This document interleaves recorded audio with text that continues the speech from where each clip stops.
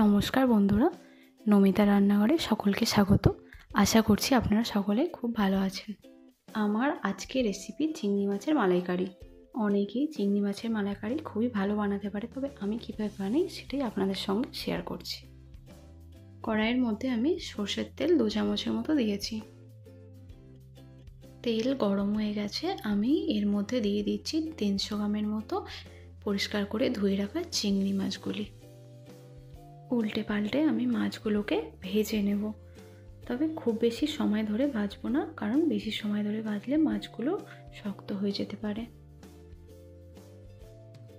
চিংড়ি মাছগুলো ভাজা হয়ে গেছে, আমি এবার একটা পাত্রর মধ্যে তুলে রাখছি।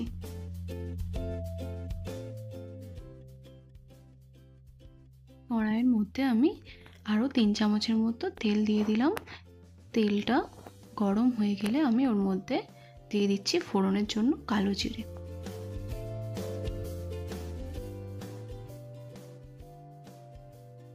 তেলের মধ্যে দিয়ে দিচ্ছি একটা বড় সাইজের গ্রেট করে রাখা পেঁয়াজ।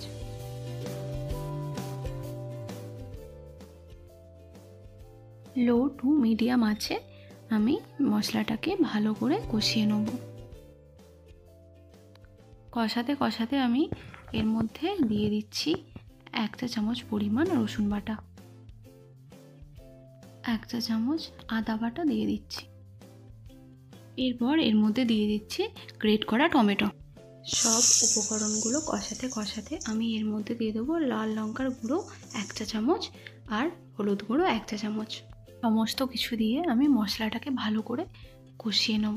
এর মধ্যে দিয়ে দিচ্ছি 1/2 চা চামচ গরম মশলার গুঁড়ো, দিয়ে দিচ্ছি স্বাদ মতো চিনি আর দিয়ে দিচ্ছি স্বাদ মতো লবণ। সমস্ত কিছু দিয়ে আমি মশলাটাকে ভালো করে কষিয়ে নেব। মশলাটা ভালো করে কষানো হয়ে গেছে, আমি এর মধ্যে দিয়ে দেবো অল্প অল্প পরিমাণে নারকেলের দুধ। আর নারকেলের দুধ দিয়ে আমি এটাকে ভালো করে কষাতে থাকবো। তেল যখন ছাড়তে শুরু করবে আমি এর মধ্যে বাকি নারকেলের দুধটাও দিয়ে দেব। নারকেলের দুধ দেওয়া হয়ে গেছে, এবারে আমি ভালো করে মিশিয়ে নেব। আমি একটা গোটা নারকেলকে কুড়ে তার মধ্যে গরম জল দিয়ে তার থেকে আমি দুধ বের করে নিয়েছি। গ্রেভিটা ফুটে এসেছে, আমি এর মধ্যে চিংড়ি মাছ ভাজা তুলে দিচ্ছি।